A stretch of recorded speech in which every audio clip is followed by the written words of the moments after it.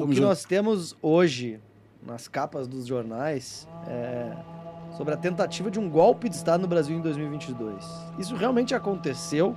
E se aconteceu, você acha que o Bolsonaro tinha conhecimento sobre esses planos?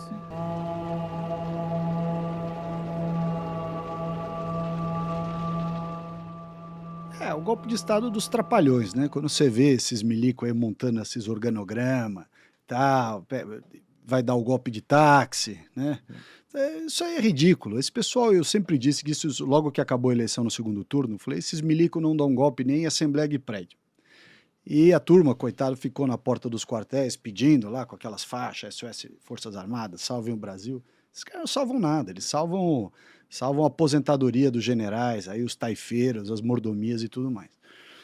E você perguntar se o Bolsonaro sabia que o pessoal estava discutindo assim, questões de como evitar a catástrofe que foi a posse do Lula, acho que alguém deve ter comentado. Mas comentado o quê? Aquelas coisas de artigo 142, né, se tinha dentro das 4 linhas alguma solução de Estado de Defesa, Estado de... que alguém possa ter comentado isso com ele, acho que sim, até porque ele próprio falou que o que ele discutiu foram sempre soluções dentro da linha constitucional, do que prevê a Constituição, em que pese, obviamente, haja uma discussão, isso é normal no direito, de que cabe ou não cabe interpretações distintas sobre, por exemplo, o artigo 142. Agora, você perguntar para mim se ele sabia que tinha um plano dos trapalhões para fechar o carro do Alexandre de Moraes, envenenar o outro, eu acho que isso aí ele não devia saber, até porque ninguém ia ter o desplante de levar um plano de Araque desse para o presidente da República, né? Quero crer.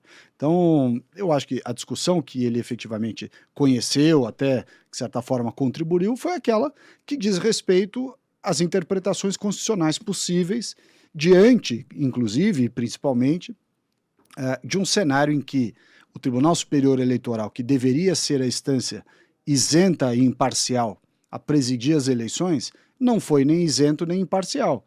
Claramente o TSE teve um lado, e ao tomar um lado, ele colaborou, forçou um resultado que foi a vitória do Lula por uma margem muito pequena de votos. Ricardo de Aquino Salles é um advogado, administrador e político brasileiro filiado ao Partido Novo. Foi ministro do Meio Ambiente do Brasil de 2019 a 2021 no governo Bolsonaro. Atualmente é deputado federal por São Paulo. Obrigado, Ricardo, pela presença aqui no Café com Ferri. Ricardo, qual é a tua avaliação dos 2 anos de governo Lula? Um desastre, né? Um desastre. Eu acho que o Lula não tinha nem apetência para voltar a ser presidente.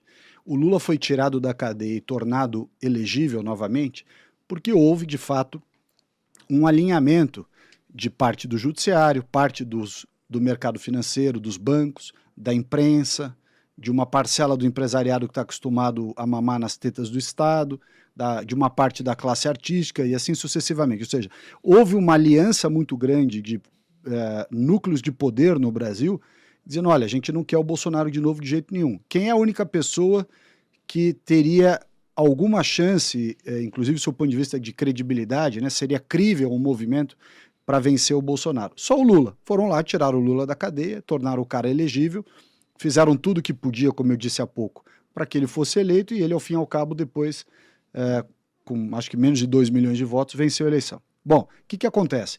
Trouxe um ministério inapto, de gente muito despreparada, alguns, além de despreparados, corruptos, tem uma visão de mundo totalmente equivocada, né? Então, se você tratar desde relações exteriores até política econômica, passando pela visão de política industrial, cultura, meio ambiente, não importa, quaisquer assuntos que você escolher dentro do governo Lula, você vai ver que ele tem as piores pessoas com as piores ideias e as piores práticas. Só pode dar errado. O pessoal fala, a turma da esquerda lá no Congresso fala, mas está pleno emprego, o PIB está bombando.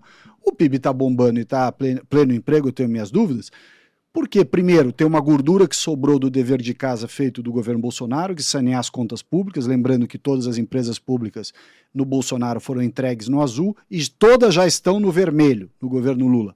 Mas não é só empresa pública, a próprio desequilíbrio, déficit primário e tudo mais, é um governo gastador e quando gasta, gasta mal, de forma ineficiente, tem uma visão de mundo equivocada, na guerra cultural está do lado errado em todas as pautas, né?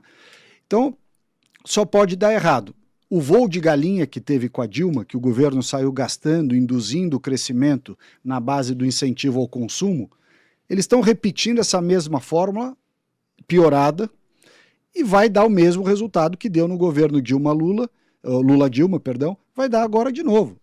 A pergunta que fica é quanto tempo a galinha se sustenta nesse voo de galinha? E aí, quando que ela vai cair, se vai cair de frente, de costas e se vai morrer no pouso ou não. Mas que vai cair o voo da galinha, vai, isso não se sustenta. E o mercado, com esse dólar do jeito que está, com juros, com déficit, com tudo isso, já percebeu a besteira que eles fizeram. Quero crer que até alguns iluminados aqui da Faria Lima, que fizeram o L, também já devem estar arrependidos. Teve um aí que disse que não se arrependeu, mas a maioria já está arrependido. E a coisa está muito mal, né, realmente.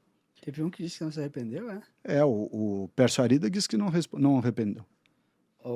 Tu acha que o governo tem uma estratégia de desvalorizar o câmbio ou foi apenas incompetência? Porque quando você anuncia um pacote de corte de gastos, em tese isso deveria valorizar a moeda nacional, deveria trazer uma maior segurança. Não foi o que aconteceu com o anúncio do Fernando Haddad na semana passada. O que aconteceu nesse momento que você acha que esse dólar aí tá agora a norte de R$6 e não tá com a falta de a falta de credibilidade no governo. Um governo que está gastando muito mais do que arrecada transmite de cara um sentimento de insolvência.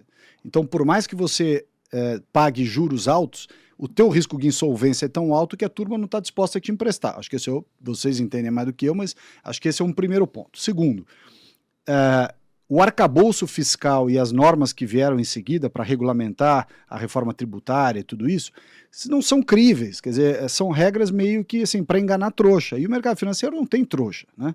O pessoal tem bons analistas, tem bons técnicos que fizeram uma radiografia tanto do arcabouço quanto das normas que vêm regulamentando a reforma tributária, uma análise das contas públicas, e aí vem no ponto da insolvência. E esse pacote de Araque que o Haddad trouxe agora é um pacote mentiroso, é um pacote estúpido. Você taxar os grandes ricos, né? Na visão deles, qualquer um que ganha mais de 50 mil é um super rico. Então é um país de miserável, porque se um super rico ganha 50 mil, né?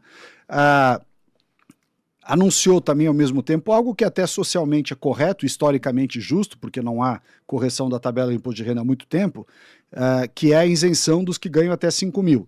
Não é ruim a ideia, mas não em meio a um momento em que você está querendo dar credibilidade às contas públicas. Eles deviam ter separado, eles quiseram colocar um anúncio positivo para não apanhar tanto da opinião pública e do partido, do PT, e no fundo tiraram ainda mais credibilidade do pacote.